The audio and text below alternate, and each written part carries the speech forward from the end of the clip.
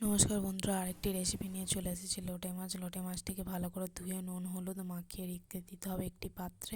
আর একটি পাত্রের মধ্যে জল, নুন, হলুদ দিয়ে জলটা ফুটে উঠলে মাছগুলোকে দিয়ে ভালো করে সিদ্ধ করে নিতে হবে। সিদ্ধ করে ছেঁকে নিয়ে একটি পাত্রের মধ্যে একে একে মাছগুলোকে ছাড়িয়ে রেখে দিতে হবে।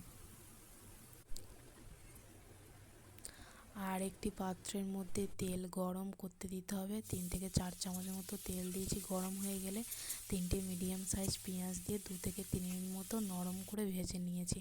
তার মধ্যে গোটা টমেটো দিয়ে আরও 1-2 মিনিট মতো ভালো করে নরম করে ভেজে নেওয়ার পরে ভাজা ভাজা হয়ে গেলে কাঁচা লঙ্কা দিয়েছি 5 থেকে 6টা।